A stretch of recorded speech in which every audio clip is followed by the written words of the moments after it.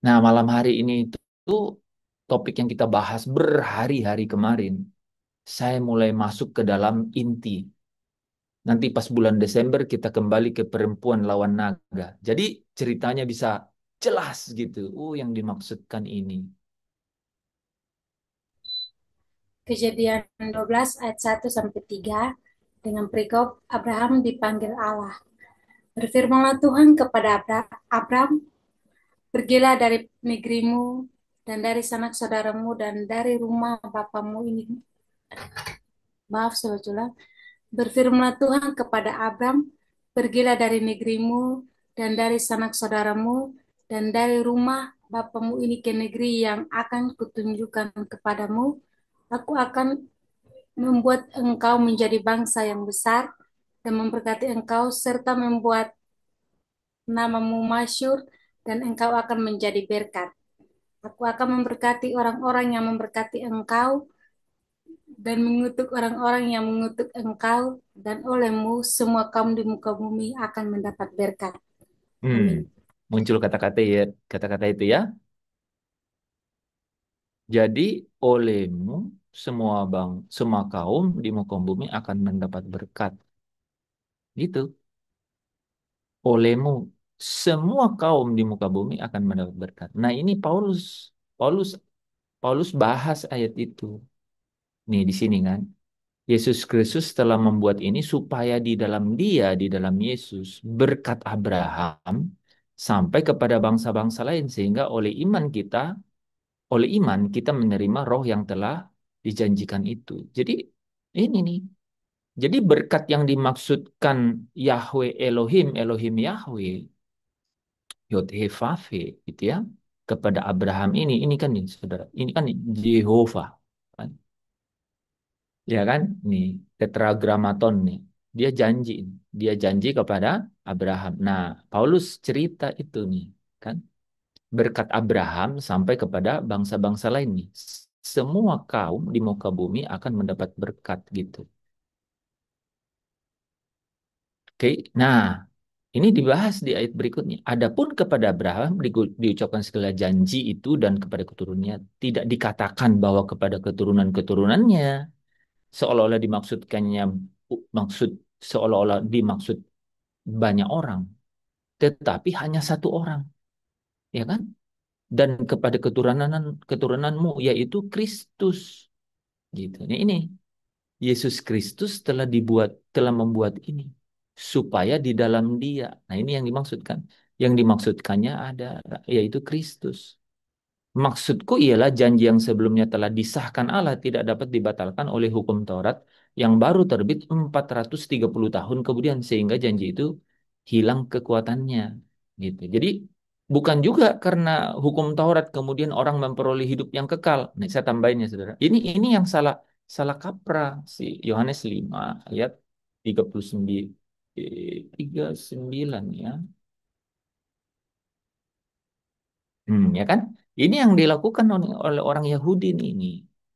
Kamu menyelidiki kitab-kitab suci ini nih hukum Taurat kan? Sebab kamu menyangka bahwa olehnya kamu mempunyai hidup yang kekal. Tetapi walaupun kitab-kitab suci memberikan kesaksian tentang aku, namun kamu tidak mau datang kepadaku untuk memperoleh hidup itu. Ya, jadi eh, bukan bukan ya sorry.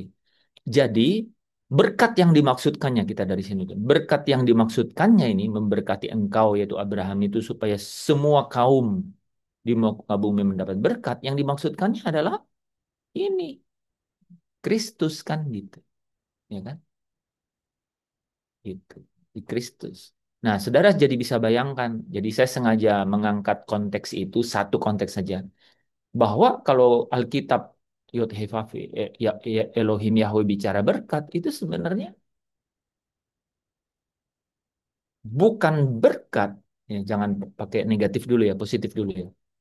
Yang dimaksudkannya adalah berkat untuk membawa saya dan saudara sampai kepada janjinya. Itu. Ingat ya kata-kata ini ya.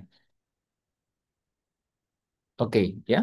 Jadi ketika kita mendengar kata itu sesungguhnya atau sejatinya adalah berkat yang akan membawa kita datang kepada janjinya, datang kepada janjinya. Nah, janjinya itu, janji yang paling ya ini sorry ya, janji yang paling akhir itu adalah ya diam bersama dengan dia gitu, Bapa itu di dalam kerajaannya selama-lamanya, melihat wajahnya, gitu, ya, melihat sampai melihat wajahnya. Ya, Paulus berkata muka dengan muka gitu. Dan hidup sebagai raja, memerintah ya selama-lamanya. Menyembah dia selama-lamanya. Itu berkat yang paling ujung sejati yang di. Nah, ya kan? Nah, jadi kalaupun ada nih saudara ya, bukan kalaupun ada ya. Jadi berkat-berkat yang hadir kepada Abraham sejak di bumi ini. Bahkan yang dimaksudkannya adalah Kristus. Adalah Kristus. Ya, yang olehnya Kristus ini benar-benar bisa menjadi pokok pokok keselamatan bagi orang yang taat yang datang kepadanya. Dia menjadi jalan untuk datang kepada Bapa gitu. Ya kan? Jadi sebagai kita sebagai orang percaya, berkat itu adalah segala sesuatu yang boleh, yang dapat, yang mendorong kita datang kepada janji Allah. Nah, jadi kalau di luar itu, kalau di luar itu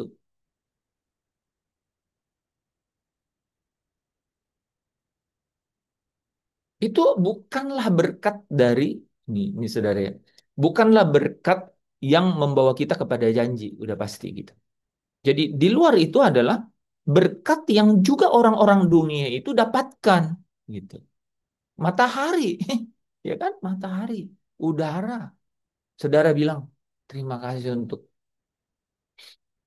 udara. Ini orang yang nggak percaya Tuhan yang kasih udara juga, ya kan? Menerima berkat itu. Jadi, jadi ada berkat-berkat yang universal. Orang tanpa Tuhan, orang yang tanpa Tuhan, lebih ekstrim lagi. Orang yang menolak Tuhan, dia juga dia juga menikmati berkat itu. Ya, kita nyebut itu berkat. Ini teman-teman kalau ada pertanyaan, karena sesi saya itu nggak pernah punya ruang untuk saudara bertanya kan, gitu. Jadi saudara buat di chat, ya. Jadi saya sesekali bisa mengintip, gitu ya, kalau ada pertanyaan, gitu. Jadi saya bisa stop atau apa? Saya bisa jedah gitu ya untuk lihat pertanyaan itu. Eh, Kenapa? Karena kalau saya bilang ada yang bertanya, nggak pernah ada yang mau bertanya. Jadi saya nggak pernah kasih ruang pertanyaan lagi. Saya nggak mau itu di PHP. Jadi teman-teman, saya baru ingat tadi. Oh ya, oke. Kalau teman-teman ada pertanyaan, write on the chat gitu ya. Tulis di chat supaya saya bisa intip-intip apa. Kan mungkin saudara juga tiba-tiba ada pertanyaan, chat aja ya. Sebelum Mengenai janji tadi Galatia 3 ayat 14 mengenai roh. Ya. iya, jadi intinya adalah bahkan bukan hanya roh. Yang dimaksudkannya itu adalah bahkan nanti di sana bersama-sama gitu Ya, kan, ujungnya itu. bersama-sama. Nah, kalaupun ada berkat di sini, berkat di sini. Contoh berkat kepada Abraham. Berkat kepada Abraham itu adalah Kristus, kan? Kristus. Melalui Kristus, roh itu hadir kan gitu. Nah, buat kita orang percaya, janji itu adalah apa? Coba, buat kita orang percaya, sekarang kan Kristus sudah mati, sudah menebus, sudah naik ke surga. Sekarang kalau kita, buat kita apa? Janji itu apa janjinya? Nah, coba baca Roma 8 ayat 17. Saya munculin ya. Jadi ada kan janji-janji itu. Jadi Roma 8 ayat 17.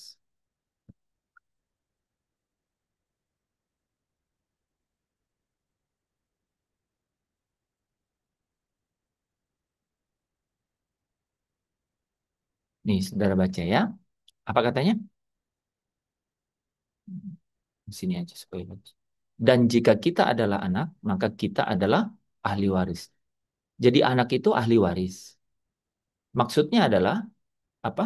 Berhak janji Allah. Jadi kalau kamu anak, kamu tuh ahli waris. Kalau ahli waris artinya berhak menerima janji. Itu kata-kata itu penting, ya. Anak itu maksudnya apa? Makanya anak di keluarga apa? Oh, dia ahli waris. Kalau ahli waris maksudnya ya menerima hak hak nih, hak waris gitu ya, hak waris. Ini kalau orang tuanya meninggal, orang tuanya punya rumah, nah, hak waris itu kepada anak gitu ya, atau keluarga yang diwariskan gitu. Berhak menerima, berhak punya hak waris. Nah, apa itu? Ya, bukan rumah, ini janji. Janji-janji Allah. Yang menerimanya, ini kan janjinya apa ini? Yang akan menerimanya bersama Kristus. Nah, sebentar ya, ini belum janjinya kan? Ini kan cuma dibilang bahwa yang akan menerimanya bersama-sama dengan Kristus. Nah, janjinya apa? Ini muncul nih kata di sini. Yaitu, yaitu, apa katanya? Ini janjinya nih, ini. Jadi buat orang percaya sekarang janjinya adalah jika kita menderita bersama Dia, kita dipermuliakan bersama Dia. Ya kan? Tapi mungkin bisa berurutan dari roh tadi ya, atau mulai dari janji Kristus, baru Roh Kudus, baru dimuliakan gitu ya. Bahkan ada banyak, Pak. Setiap kita itu bahkan punya janji. Saya dijanjikan Tuhan punya anak. Dan anak saya itu banyak. Jadi kalau kita ngomong janji-janji itu banyak. Janji-janji itu di dalam. Dan janji itu berkat. Kan? Berkat kita. Tapi intinya satu yang saya mau katakan bahwa kalau kita berkata kita diberkati, maka ingat, itu artinya untuk membawa kita kepada janjinya Allah. Sebaliknya, bukan untuk membuat kita nyaman seperti orang dunia dan kemudian apa? Lepas dari janji itu, bahkan menolak janji itu, bahkan apa? Bahkan menyangkal janji itu, gitu. Kan itu sebenarnya. Nah, saya mau masuk ke bagian bahwa pertanyaan Iko tuh sekitar 1 bulan yang lalu, gitu. Kan, kan kita katanya gini, nih Mas tuh ada kan. Jadi dia Grandi, dia Iko bilang gini, kan kita anak-anak muda itu yang masih muda ini kalau kita dibilang, waduh, harus menderita kayaknya secara naluri atau secara alami kita langsung tolak kan, gitu. Wah, masa menderita gitu, ya? Itu kan secara alami itu langsung reaksinya begitu. Nah, makanya saya munculin pertanyaan malam hari ini tuh kita mau bahas 2 topik, kalau bisa 3. Pertama, apakah orang percaya harus menderita? Gitu. Kalau memang jawabannya harus, maka bagaimana kita bisa bersuka cita di dalam penderitaan? Gitu. Bagaimana caranya? Nah, makanya saya tuh tadi angkat eh, apa konteks-konteks mana diberkati.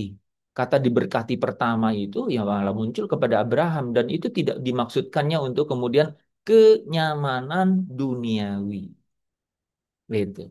Bukan untuk kenyamanan dunia. Tetapi apa? Untuk membawa orang-orang percaya itu kepada atau orang-orang panggilannya itu kepada janjinya. Gitu. Nah, kepada janjinya ya masing-masing. Nah, kita orang percaya hari ini, apa janjinya? Gitu. Ya kan? Apa janjinya? Janji yang paling ujung, saudara pernah ingat nggak? Janji Yesus paling ujung kepada orang-orang percaya. Nanti. Oh, 17 ayat 24. Hmm. Itu kan? Tapi itu doanya kepada Bapa, Pak. Kalau 17:24. Yang janji langsung di, Yohanes 14 ayat 23. ya betul. Kan? Yohanes 14. Kan? Katanya, aku pergi ke situ untuk menyediakan tempat bagimu.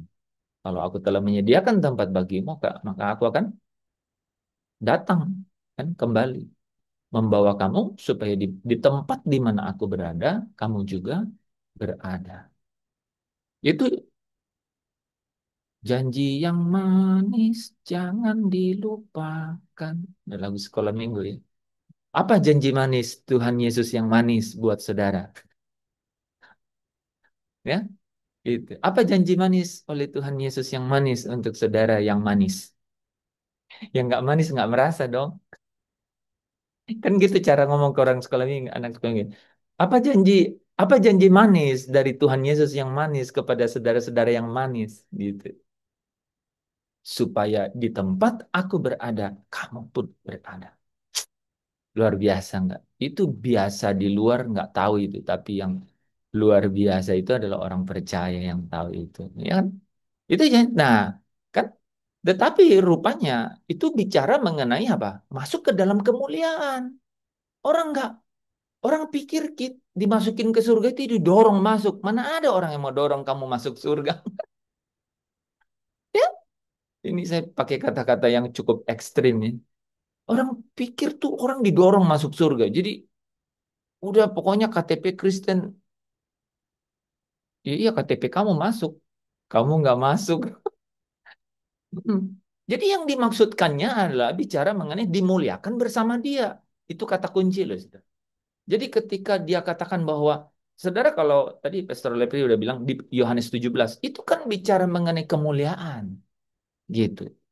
Tahu kan Yohanes 17 ayat 24, supaya mereka memandang kemuliaanku. Jadi ada gunanya. Gitu. Supaya di mana aku berada, mereka juga berada. Dan mereka memandang kemuliaan. Nah, bagaimana supaya kita bisa memandang kemuliaannya? Cuman satu caranya, dimuliakan bersama-sama dengan dia. Gitu. Kan? Nah, untuk dimuliakan bersama-sama dengan Kristus, bagaimana caranya, saudara? Harus menderita bersama dia. Menderita. Hmm. Kan gitu jawabannya, gitu. Apakah orang percaya harus menderita? Jawabannya, hanya itu jalannya. Emang tidak. Jadi, apakah orang percaya harus menderita?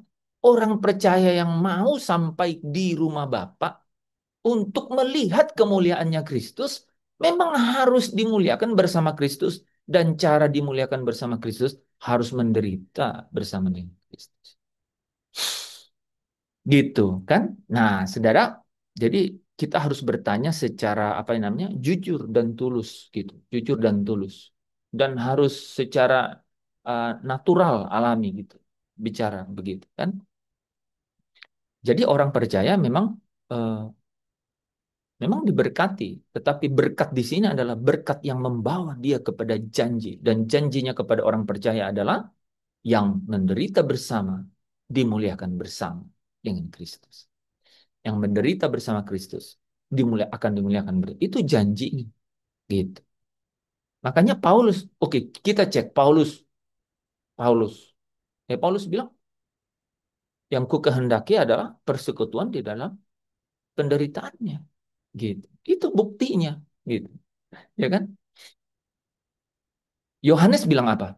Aku adalah, apa katanya, saudara dan sekutumu di dalam apa, kesusahan.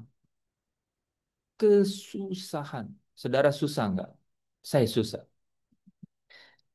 Saudara susah nggak? Saya dulu ngomong saya susah. Gitu. Saya susah. Gitu. Nah, ya, jangan merasa sendirian. Rasul Yohanes bilang, aku adalah saudaramu dan sekutumu di dalam kesusahan. Wahyu pasal 1 ayat yang ke-9 kalau nggak salah. Ya. Aku adalah saudara dan sekutumu dalam kesusahan. Nah, kalau kita tahu begitu, saudara, tiba-tiba, tiba-tiba, eh, apa? eh, mood, mood sukacita itu langsung muncul sendiri. Makanya sukacita itu bukan karena berpikiran positif.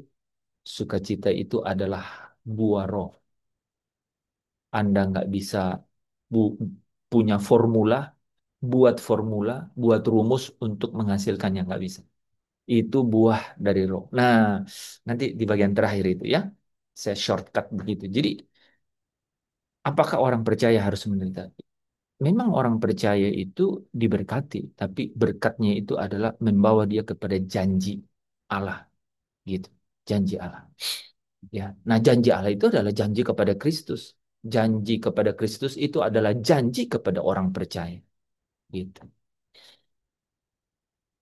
Nah, bahkan Yesus sendiri pernah berkata, Yohanes pasal 16 ayat 33. Ada yang bisa baca. Itu menarik kata-kata itu. Orang berusaha untuk menghindarinya, tapi tapi justru buat kita itu menguatkan. Jadi kita cari ayat itu kan.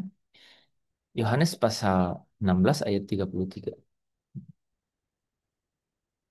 Kita cepet-cepet ya. Ini nggak terlalu cepat ya, teman-teman. Silakan Mira. Yohanes 16 ayat 33.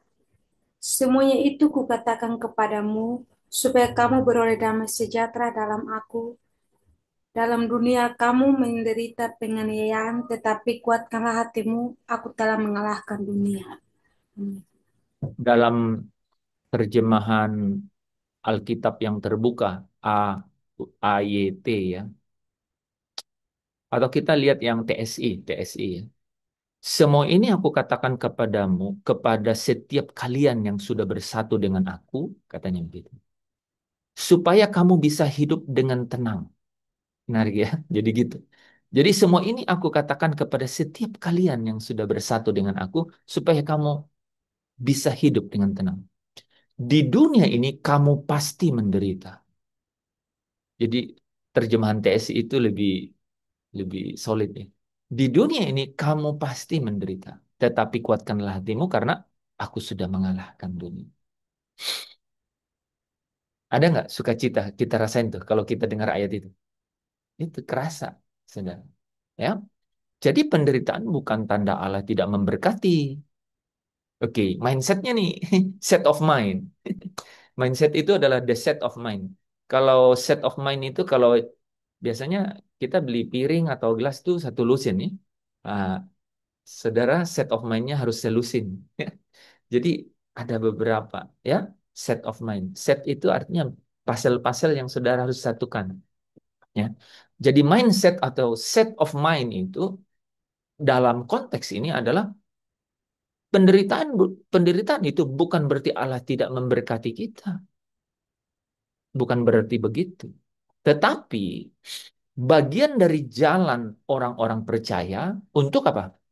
Untuk mendapat persekutuan di dalam penderitaannya Kristus. Saya ulang ya. Jadi penderitaan itu bukan berarti Allah itu tidak memberkati, tetapi ini adalah cara dan jalannya orang-orang percaya itu mendapat bagian di dalam penderitaannya Kristus. Ini penting untuk mendapat bagian loh dalam penderitaan Kristus. Penting sekali. Coba kita baca 1 Petrus 4 ayat berapa ya? 13 atau 12? Ya, ayat 13. Bagus. 1 Petrus. Saya ulang ya kata-kata ini ya. Ini penting sekali di awal. Ya. Jadi penderitaan itu bukan, karena ini kan sering diparadokskan atau dikontraskan. Bahwa, wah katanya aku diberkati. Ada lagunya itu. Aku diberkati. Aku diberkati. Tapi ku menderita. Ya kan? Ku diberkati. Ku diberkati. Tapi ku menderita. Lagunya sebenarnya gimana? Ku diberkati. Ku diberkati. Aku berubah, sungguh ku berubah. Itu lagu. Oh iya, iya, iya. Memang saya cukup cerdas buat lirik-lirik ya. Oke,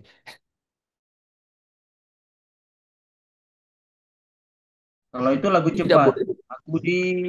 Aku diberkati sepanjang hidupku diberkati. Ah itu lagu praise itu. Bila bangun pagi hari, siang berganti malam, aku diberkati. Kalau yang tadi lagu lambat. Tadi yang itu maksud saya, Pastor.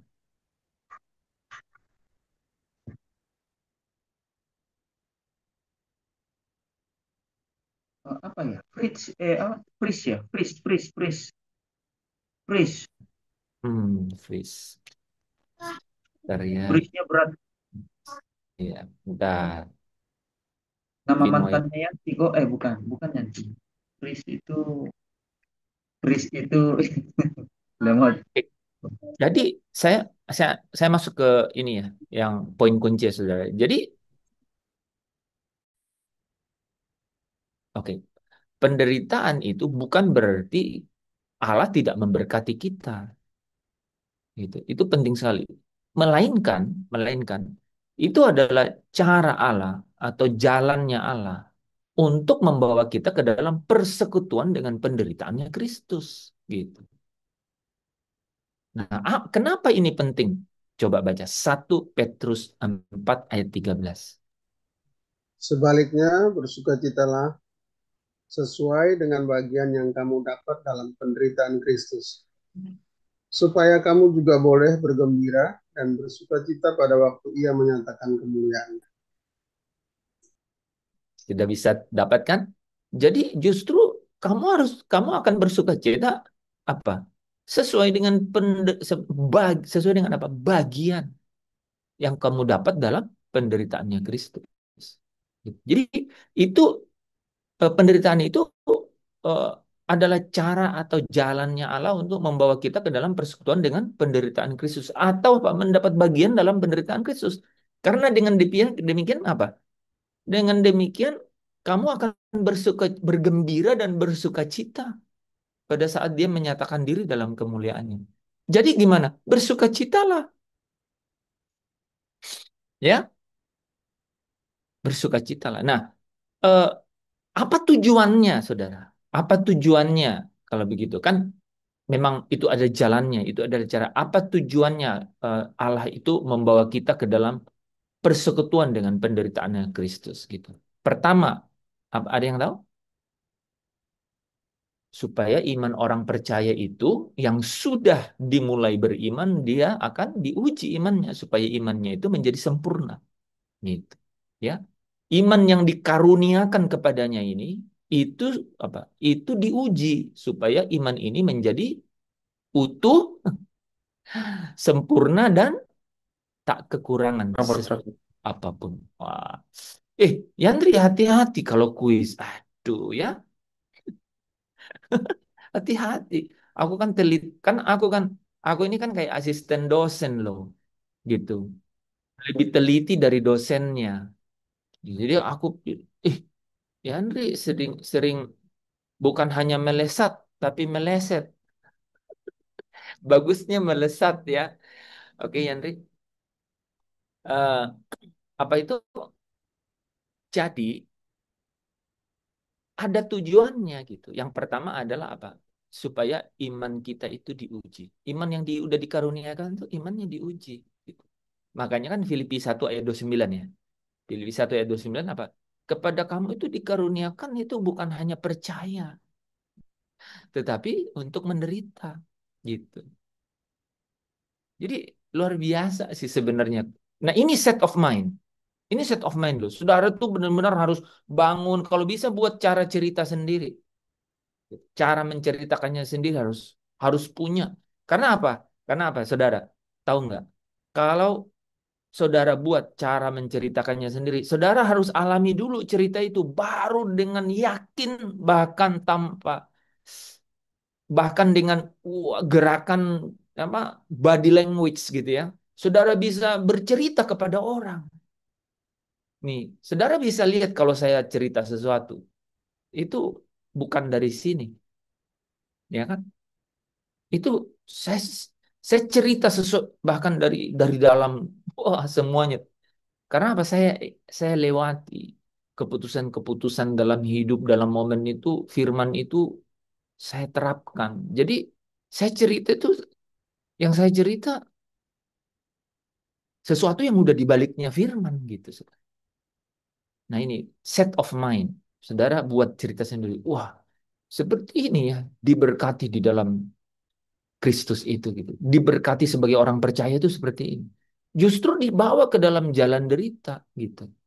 Karena rupanya bagian yang kita dapatkan dalam penderitaan Kristus itu yang akan membuat kita bergembira dan bersukacita ketika dia datang dalam kemuliaannya. 1 Petrus 4 ayat 13. Coba bagian part of bagian yang saudara dan saya sudah dapat dalam penderitaan Kristus itu apa? Sudah seperti apa? Sebesar apa coba? Saudara kalau baca Yesaya 53 kan, ya. Nah, kita sekalian masuk ya. Jadi bagian kedua, ya, bagian kedua dari uh, apa yang menjadi tujuan uh, apa orang percaya itu menderita adalah yaitu uh, dia dapat menyelami uh, penderitaan Kristus itu. Gitu. Dia dapat dapat menyelami penderitaan Kristus.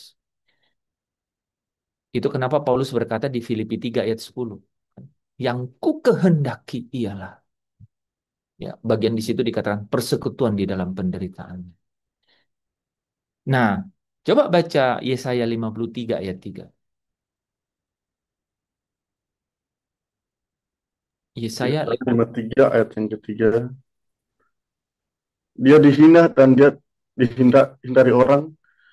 Seorang yang penuh kesengsaraan dan yang biasa menderita kesakitan. Dia sangat dihina sehingga orang menutup mukanya terhadap dia. Dan bagi kita pun dia tidak masuk hitungan. bagian yang kamu dapat di dalam penderitaan Kristus, sudah seberapa jauh saudara dihina? Straight question. Itu. Saudara mau ngomong nih, bagian yang didapat dalam penderitaan Kristus, sudah sejauh mana saudara dihina? Gitu. Wah, agak-agak merinding juga tuh, Pak. Kalau baru sangat kecil, saya jujur mau bilang, ya itulah bagian yang saudara dapat di dalam kemuliaan juga kecil. Itu kayak begitu rumusnya. Makanya penting sekali kan persekutuan itu. Loh, Paulus kalau ini Paulus tulis eh, kitab kepada jemaat di Filipi itu, saudara, itu dari dalam penjara, gitu. Di dalam penjara, tangan yang terborgol, tidak punya tidak punya tidak punya kepastian untuk dibebaskan. Kapan? Enggak ada. Tapi dia malah di dalam kitab Filipi itu kata sukacita dan bersukacita itu hampir sekitar 15. Saudara hitung enggak?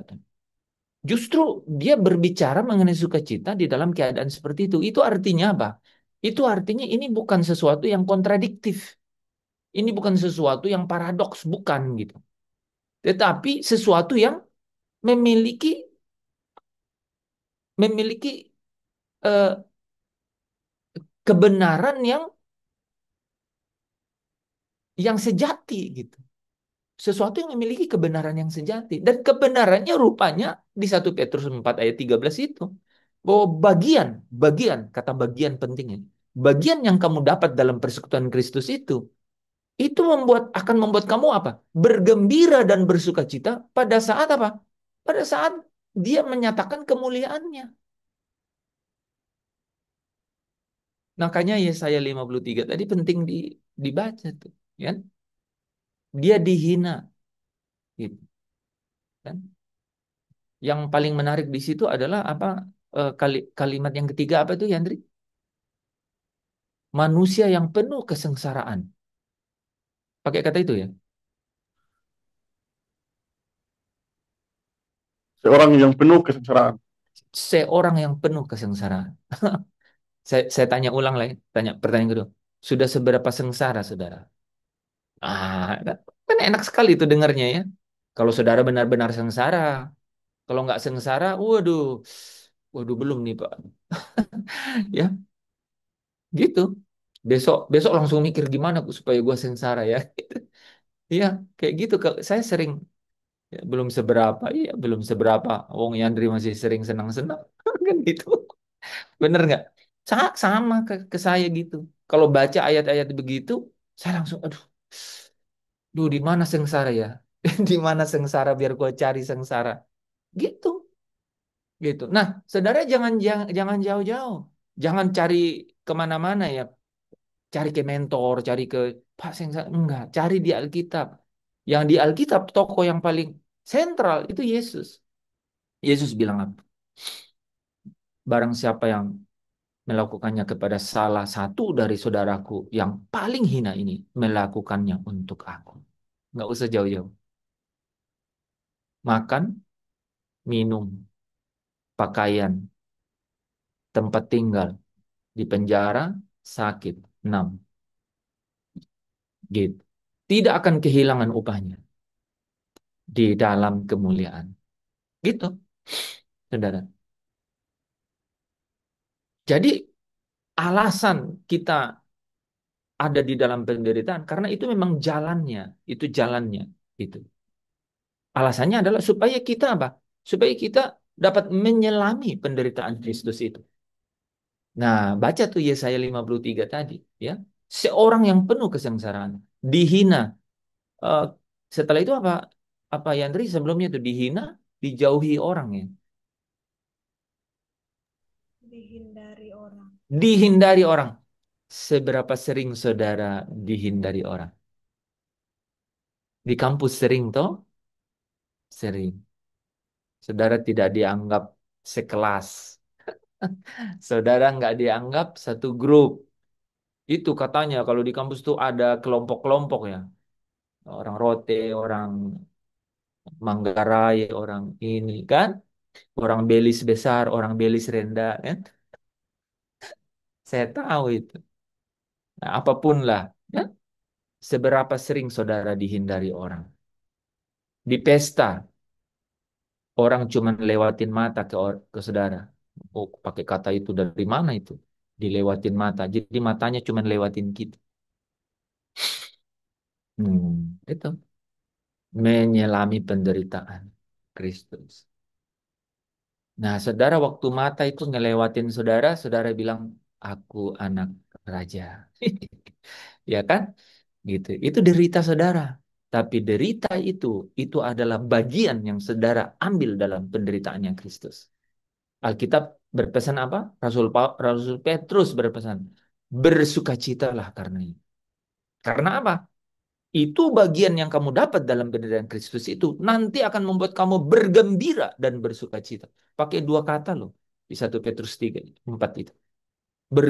Itu akan membuat kamu bergembira Saudara, kata bergembira itu adalah eh, bergembira itu ada gini. Berdiri ya, berdiri dan bersuara lantang tuh dengan sukacita. Itu makanya pakai bergembira dan bersukacita gitu. Gitu. Ya. Jadi dia itu meluap berkata sukacita gitu, meluap dengan sukacita, bergembira dan bersukacita.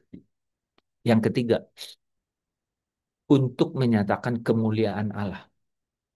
Itu yang penting saudara ya.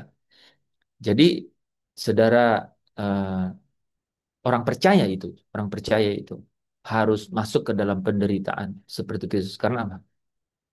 Dengan demikian akan mendatangkan kemuliaan bagi.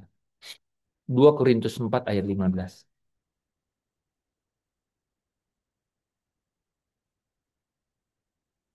2 Korintus 4 ayat 15. Siapa yang mau baca?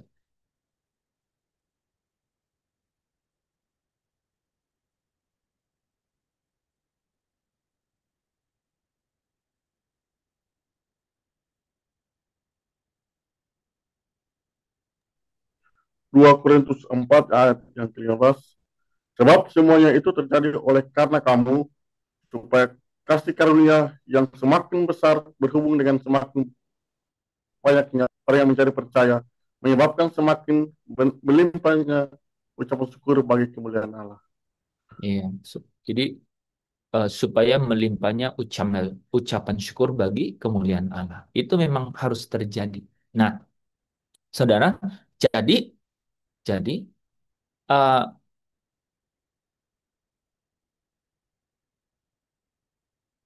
penderitaan itu memang bagian di dalam hidup orang percaya.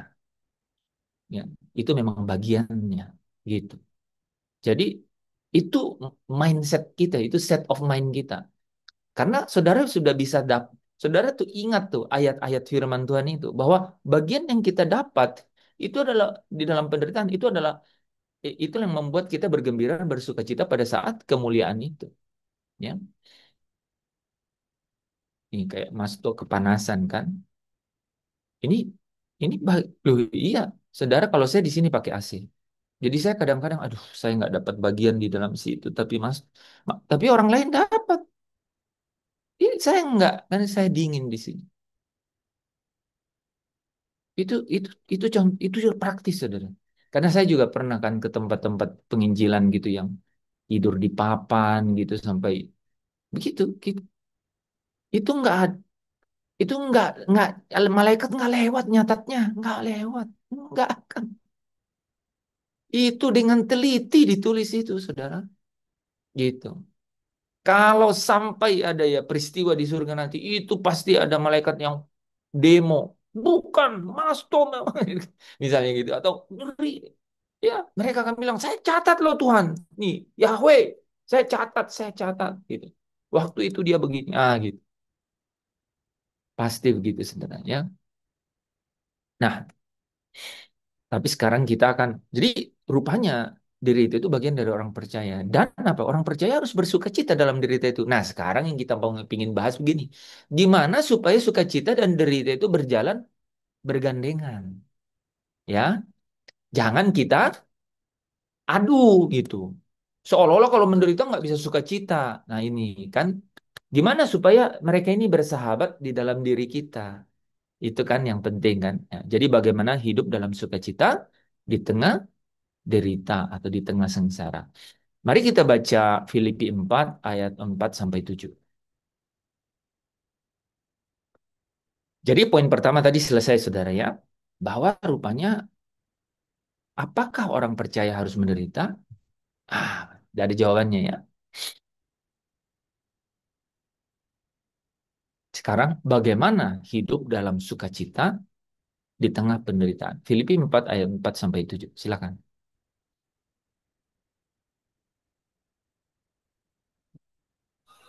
Filipi pasal 4 ayatnya yang keempat bunyi demikian. Bersukacitalah senantiasa dalam Tuhan. Sekali lagi kukatakan, bersukacitalah. Hendaklah kebaikan hatimu diketahui semua orang. Tuhan sudah dekat. Janganlah hendaknya kamu khawatir tentang apapun juga, tetapi nyatakanlah dalam segala hal keinginanmu kepada Allah dalam doa dan permohonan dengan ucapan syukur. Ayat yang ketujuh, damai sejahtera Allah yang melampaui segala akal akan memelihara hati dan pikiranmu di dalam Kristus. Yesus. Lanjut Pak. Udah sampai 7 toh? Ya, benar. Oke. Bagus ya cara bacanya anak SD. Kalau salah bilang ulang. Oke. Kayak di pendidikan itu. Pendidikan apa? Militer gitu kan. Halo, siap, selamat sore. Ulang, selamat pagi. Dia salah ngomong. Terusnya selamat pagi. Oke. Nah, bagaimana? Saudara, dari sini ada dua poin penting. Eh, di dalam Tuhan. Di dalam Tuhan. Yang kedua adalah eh, bawa keinginanmu itu di dalam doa. Ya. Nah, dua hal. Nah, jadi dikatakan di sini, bagi, pertanyaannya bagaimana sukacita di tengah derita? Bagaimana sukacita itu berdampingan sama derita? Paulus kasih rumusnya. Sukacitanya harus di dalam Tuhan, bukan sukacita dalam keadaan. Tangkap ya. Jadi sukacitanya itu di dalam Tuhan, gitu. Bukan di dalam keadaan. Kan kita sering lihat keadaan. Jadi Paulus tidak berkata bersukacita di dalam keadaanmu yang baik-baik saja gitu. Tetapi dia katakan bersukacitalah di dalam Tuhan. Jadi fokusnya adalah Tuhan. Sukacita kita dalam Tuhan itu artinya apa? Itu benar-benar bukan tergantung kepada perasaan kita, bukan kenyamanan kita gitu. Tapi kepada apa? Kepada hubungan kita yang benar-benar selalu fokus kepada Tuhan. Apapun mengenai Tuhan, apa yang menjadi gambaran terindah mengenai Tuhan kepada Anda. Itu yang saudara jadikan pusat. Ada orang loh yang sifatnya itu senang fantasi. Jadi yang dia selalu ingat itu adalah di sini bukan rumahku, hanya sementara. Tempatku ada di sana, di rumah Bapa. Jadi dia selalu berfantasi begitu. Itu kan beda-beda orang, gitu. Dia akan bergantung pada Tuhan, bukan pada keadaan, sehingga dia bersuka cita karena Tuhan, bukan karena keadaan yang baik atau kenyamanan, gitu. Itu caranya, gitu. Caranya. Ya, Paulus bilang bersukacitalah di dalam Tuhan, di dalam ketergantunganmu kepada Tuhan, di dalam fantasimu mengenai Tuhan, gitu. Ada orang yang fantasinya tidak tidak jauh mengenai nanti di sana, tapi dia bilang, Tuhan engkau baik hari ini. Sampai di sini kau masih besertaku, Ebenezer. Itu dia mampu berkata, Tuhan itu baik, Pak. Di dalam stadium 4 cancer dia bilang, Tuhan itu baik, Pak. Itu aku sering loh dengar kata-kata gitu. Saya bilang, ini saya yang pendeta atau dia yang pendeta ini? Orang sakit di ICU itu. Kadang-kadang dia khotbah balik. Kadang-kadang bahan kita habis loh. Lihat orang yang beriman di ruang-ruang yang ICU gitu. Hmm. Tapi kita mau ngomong apa lagi nih kan? Satu-satunya jurusnya apa sudah? Jurusnya kita itu ya supaya engkau sembuh kan. Dia nggak bisa doa dia untuk sembuh sendiri. Nggak berani dia. Udah nggak bisa percaya gitu. Tapi yang luar biasa itu dia bisa berkata Tuhan itu baik. Gitu. Ada orang yang bisa begitu. Ya. Oke, jadi dunia bisa mengambil harta saudara. Wah, ini menarik ya. Kemarin, sekarang tuh saya cerita ke orang, saudara, mengenai kehilangan dan kesunyian. Dua hal yang berbeda yang Ayub lewati. Saudara, kalau punya waktu, eh, dengar lagi tuh YouTube itu ya. Dan jangan lupa follow, share. Ya. Oke, ada yang nyambung. Ada ya, jangan lupa like, follow, and share gitu ya. Iya benar, jangan saudara aja yang diberkati. Nah, itu loh saudara. Jadi kehilangan dan kesunyian. Jadi dunia bisa ambil apapun. Saudara dari Ayub, diambil semuanya dalam sekejap. Ya, harta, anak, ya, istri, diambil. Tapi Ayub masih baik-baik. Kan? Tapi kesunyian di mana ketika apa? Wah, kulitnya digerogoti, saudara. Ya, tubuhnya sendiri, gitu, yang mengalami penderitaan sakit. Gitu. Dan itu diizinkan Tuhan. Makanya iblis datang dua kali kepada Allah kan, laporan mengenai Ayub. Ya, Ayub 1 ayat 5, Ayub 2 ayat 1. Itu dua terjadi tuh di dalam hidup kita. Saudara kalau baru kehilangan, itu belum ada apa-apanya. Iblis datang lagi ke Tuhan. Tapi dalam hal ini enggak ya, enggak. Itu dulu bisa. Ya, sekarang iblis sudah tidak punya tempat di surga. Ya, ya. Tapi itu bisa terjadi dalam tipologi yang sama, saudara. Pertama, kehilangan. Yang kedua, saudara sendiri yang langsung dihantam. Gitu. Ya, ingat bahwa eh, sukacita itu, ya, sekalipun kehilangan itu bisa terjadi dalam hidup kita, kesunyian. Kesunyian itu seperti Allah diam. Allah seolah-olah Allah diam, seolah-olah Allah tidak peduli. Gitu. Tetapi sesungguhnya Allah sedang bekerja di balik semua itu. Ya, untuk merancangkan kebaikan buat hidup kita gitu ya. Jadi semua kehilangan itu, semua kesunyian itu tidak akan dapat mengambil apa saudara, hadiratnya, kehadirannya dari diri saudara gitu ya. Jadi bersukacita itu bukan karena eh, keadaan yang eh, nyaman atau keadaan yang baik-baik saja ya, tetapi sukacita karena memang apa, Tuhan itu adalah satu-satunya menjadi kebahagiaan saudara. Ya, Tuhan itu yang menjadi eh, apa saudara? pengalaman terbaik saudara. Gitu. Ini tadi makanya saya dengar ya pastor tadi bilang jaga persekutuan, ya. Terus ada di dalam hadirat Tuhan gitu. Itu saudara kalau itu nggak pernah terjadi atau saudara tidak mengalami kata kedua yang sering saya bilang, saudara tidak menikmati pengalaman itu, nggak mungkin kemudian datang lagi ke situ, kan? Tapi kalau saudara mengalami dan menikmati pengalaman itu, waduh, saudara, saudara boleh aja nggak diwisuda. Ini saya ulang kata-kata ini. Ini kok emang mahasiswa semua nggak ya? Dan saudara bisa aja tuh, nggak sukses dalam pencapaian itu bisa, tapi masih bersama Tuhan. Tuhan bisa, ini saudara, semua bisa hancur berkeping-keping, bisa. Tapi Tuhan tuh mampu membuat, membangunnya kembali, membentuknya kembali. Asalkan apa? Tuhan itu adalah segala-galanya dalam hidup saudara.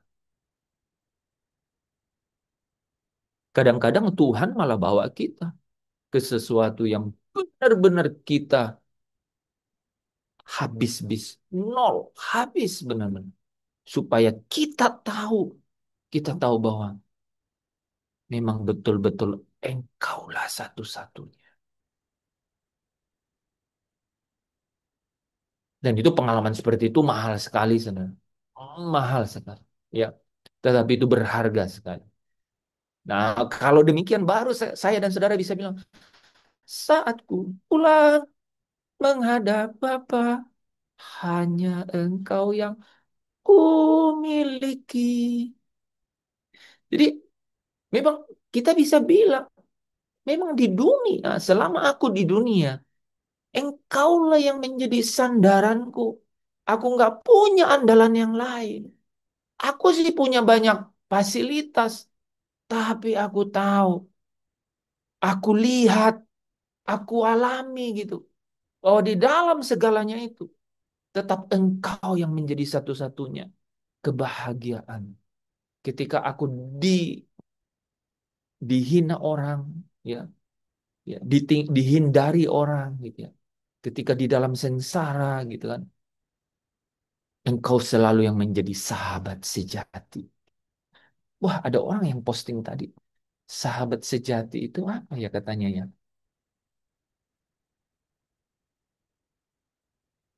Ya, ada sih ya sahabat sejati itu kan yang tidak pernah meninggalkan kita dalam keadaan terbawa gitu ya dalam hidup kita kan itu sahabat sejati ya kan. Saudara mau tahu siapa sahabat sejati saudara? Siapa yang datang ketika atau siapa yang masih di sekitar saudara ketika saudara ada di apa bagian terbawa dari kehidupan. Nah, saudara, jadi eh, sukacita sejati itu, saudara itu adalah kesadaran bahwa Ebenezer, Tuhan sampai di sini Tuhan masih bersama dengan saya. Gitu. Kita selalu tahu gitu. Sehingga kita selalu bersukacita. Yang kedua, Tuhan itu berdaulat. Gitu. Tuhan itu berdaulat. Tidak ada rancangannya yang gagal, ya. Dan bagi Dia tidak ada yang mustahil. Jadi kita tahu persis Tuhan berdaulat.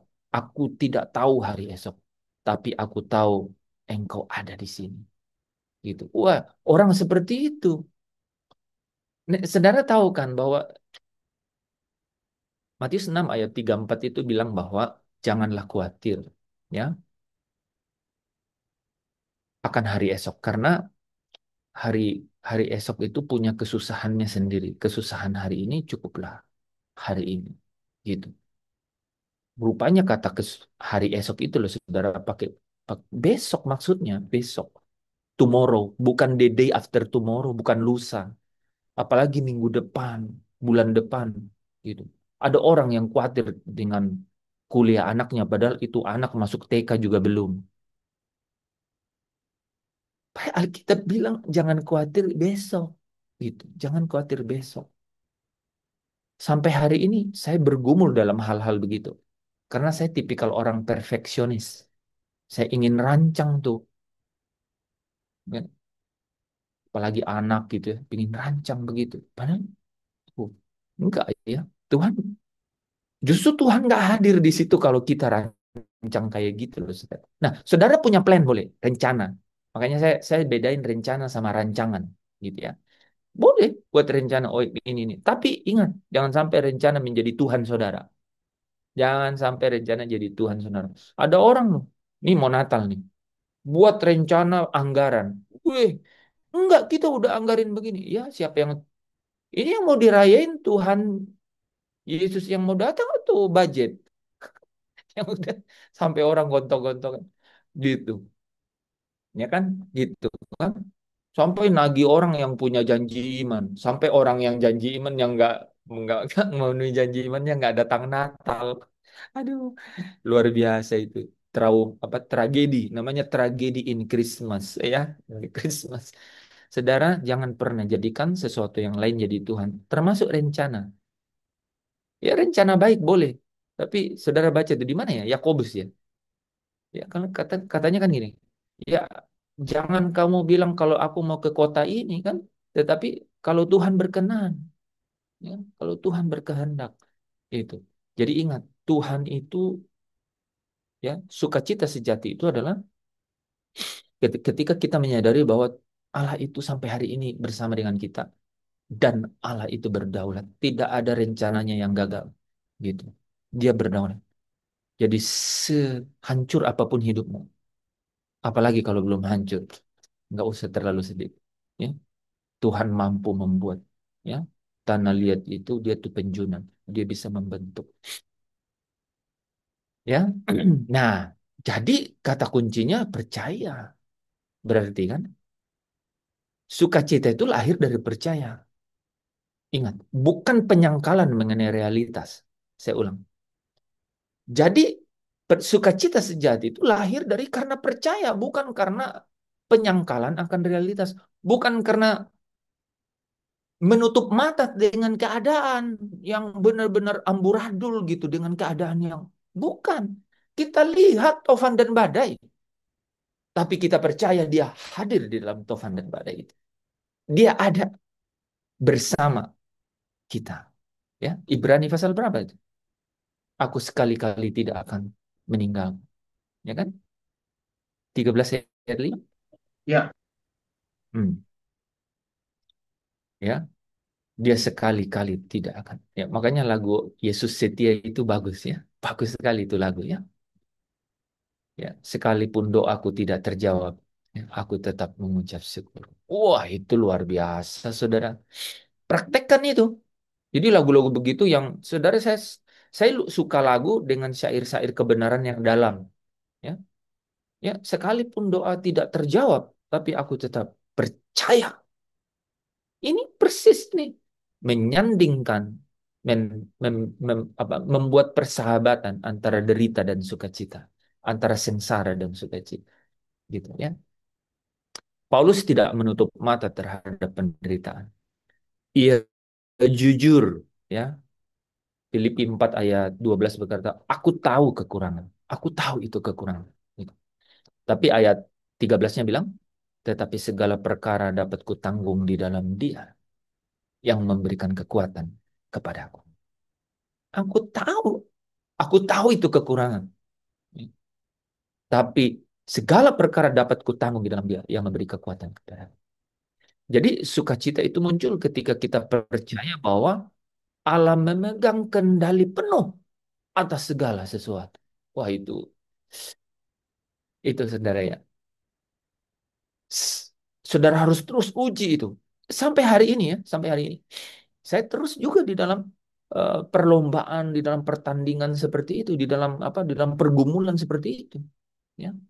Selalu di dalam keadaan tentu saja akan berbeda-beda kan momen-momen dalam hidup kan, ya. Bahwa Allah memegang kendali. Kita harus percaya Allah memegang kendali penuh atas segala sesuatu. Ya, seperti Ayub berkata, ya, Ayub 42 ayat yang kedua kan, aku tahu bahwa engkau sanggup melakukan segala sesuatu dan tidak ada rencanamu yang gagal. Ya, ku percaya kau Tuhan yang tak pernah gagal, ya, menjadikanku lebih dari pemenang. Ku percaya Kau Tuhan yang tak pernah lalai menepati janji-janjimu. Ya, jika kita menderita bersama dengan Dia, maka kita akan dipermuliakan bersama-sama dengan Dia. Nah, itu poin pertama dari Filipi 4 ayat 4 sampai 7, Saudara. Ya, di dalam Tuhan sukacita itu, bukan di dalam keadaan. Jadi derita dan sukacita itu sebenarnya, ya, sahabat sejati. Ya, justru ketika kau menderita, kau sedang memandang, merasakan, sedang menyadari bahwa apa? Bahwa sukacita itu sedang bangkit dan sedang dikumpulkan gitu. Hari ini, untuk hari ini, dan juga untuk di kekekalan. Dua-duanya, saudara. Nah, kenapa itu bisa terjadi? Karena sukacita itu dikerjakan oleh Roh Kudus di dalam kita. Ini bukan positive thinking, saudara. Gitu. Makanya di bagian kedua itu, saya bilang poin yang menarik di Filipi 4 itu adalah hal-hal yang muncul di dalam diri kita yang seolah-olah membuat sukacita dan penderitaan itu kontras, itu adalah keinginan. Keinginan untuk nyaman. Keinginan yang ingin dipuaskan ke, nafsunya. Saya ulang ya. Keinginan yang ingin dipuaskan nafsunya. Gitu. Itu yang membuat itu jadi seolah-olah renggang, derita sama sukacita itu. Nah, bagaimana caranya? Paulus bilang, apa katanya tadi? Eh, dia bilang apa? Nyatakanlah, nyatakanlah segala hal keinginanmu itu kepada Allah di dalam doa dan permohonan. Itu penting, gitu. Jadi kan ini mindset sudah nih, gitu. Ya, kebenaran. Tetapi gimana menjalaninya, dinamikanya setiap hari? Nyatakanlah segala keinginanmu itu kepada Allah di dalam doa, gitu. Ya. Jadi apa dikatakan? eh, Janganlah hendaknya kamu khawatir, tetapi nyatakanlah keinginanmu itu kepada Allah di dalam doa. Ganti kekhawatiran saudara dengan doa. Ganti kecemasan saudara dengan doa. Ini lagi cemas, nih, aduh gimana besok? Udah, kamu lipat tangan doa gitu. Tuhan, aku cemas, aku khawatir, aku takut, aku takut, aku takut. Belum cukup. Ngomong 365 kali. Aku takut, aku takut. Gitu. Saudara tahu nggak 613 myth, myth, myth, mitzvots gitu. Uh, di dalam apa? uh, Hukum apa di dalam ketentuan yang ditetapkan oleh rabi-rabi Yahudi itu 356 hari sama 287 ya 7 ya 287 anggota tubuh katanya gitu, anggota di dalam tubuh kita ini gitu. Itu Kok jadi saya suaranya hilang ya, teman-teman? yang lain Ada. ada Jelas, Pak. jelas. Jelas, Bu. Sebentar kita tanya Pastor di mana nih, masih di bumi? Oke, jadi teman-teman, eh, nyatakan di dalam doa, nyatakan keinginanmu itu, karena keinginan ini yang membuat ini jarak. Ini menarik ya. Keinginan kita itu yang membuat kita cemas. Keinginan kita itu yang membuat kita khawatir. Keinginan kita itu yang membuat, waduh, jadi seolah-olah nggak berteman nih derita sama sengsara sama sukacita ini gitu. Nah, bawalah kecemasanmu itu, ganti kecemasanmu itu dengan doa. Ganti apapun, saudara. Hari ini, saat ini nih, saudara cemas mengenai apa? Tuhan, besok untuk ini tidak ada. Nggak ada Tuhan, nggak ada. Sungguh tidak ada. Doa terus. Itu ganti kecemasan, kekhawatiran, kegentaran itu dengan doa. Ucapan syukur itu membuka mata untuk melihat kasih Allah di tengah badai. Ya, saudara terus doa nih doa. Tapi sekalipun doa saudara nggak dijawab, saya bilang kemarin adalah apa? Doa itu sendiri itu mengubah saudara, gitu, mengubah saudara. Sekalipun doa saudara tidak dijawab, tapi atau belum dijawab, doa itu sendiri itu mengubah saudara sendiri, gitu. Gitu. Sudah membuat saudara berubah, gitu ya. Nah, ucapkan syukur, ya. Ketika hati bersyukur, kita menemukan damai sejahtera yang, nah itu yang di ayat 7 tadi, yang melampaui akal. Kan ada ayat bahwa damai sejahtera itu memerintah dalam hati. Tapi di sini dikatakan apa? Damai sejahtera itu akan memelihara. Menarik ya, bagus ya. Katanya suka apa? Damai sejahtera itu akan memelihara hati dan pikiran. Gitu. Ya. Oke. Jadi, eh, nah, bagaimana itu bisa terjadi, saudara? Ketika saudara berdoa, sebenarnya apa yang terjadi? Ada persekutuan. Nah, persekutuan ini di dalam roh, ya kan? Di dalam roh. Nah, saudara ingat kan saya bilang kemarin, justru roh itu menolong kita dalam keluhan-keluhan yang tidak terucapkan. Ya. Roma 8 ya, kok Roma 8 ayat 26 betul nggak sih? Roma 8 ayat 26.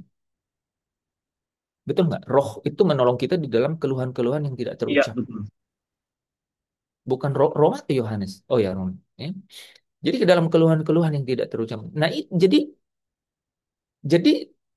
ini adalah persekutuan di dalam roh kan sebenarnya. Jadi sukacita itu tidak muncul karena kita sedang berpikiran punya pandangan positif, enggak.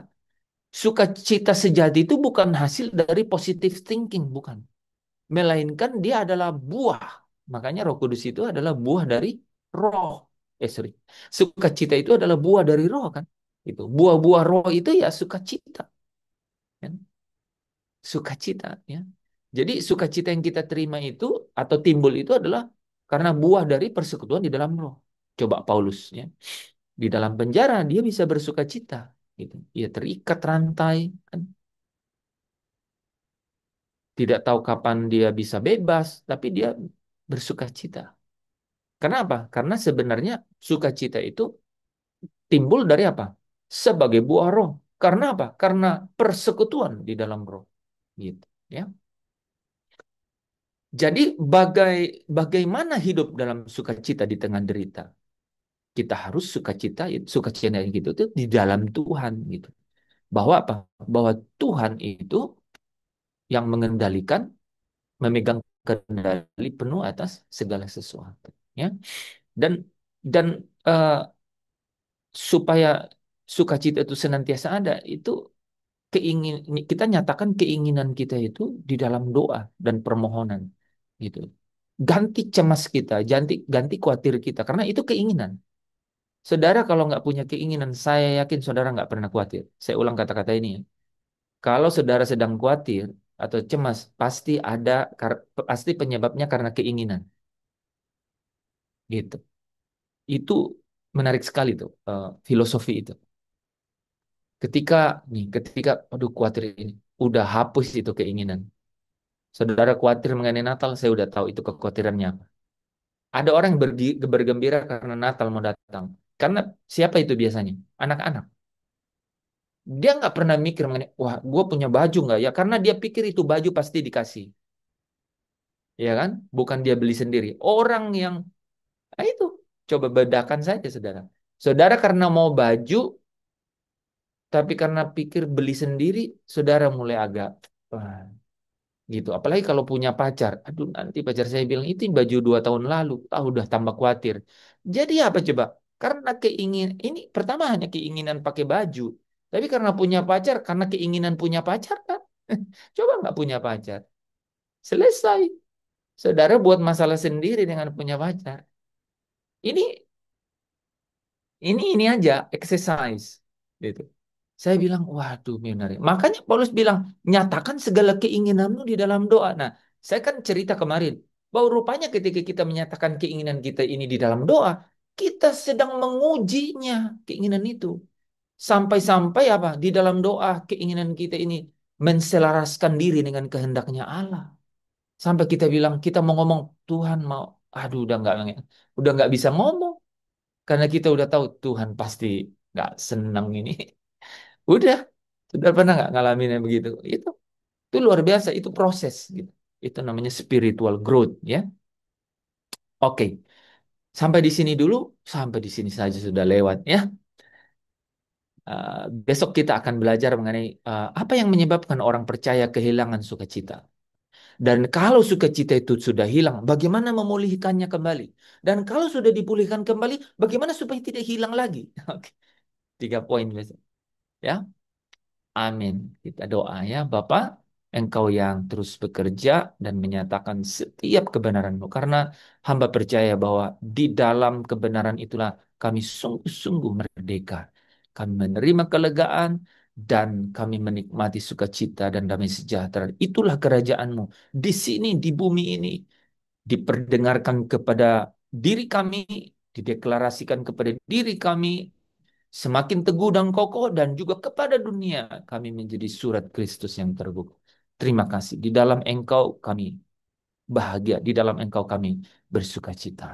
Di dalam Putramu Kristus Yesus kami mengucap syukur dan berdoa. Amin.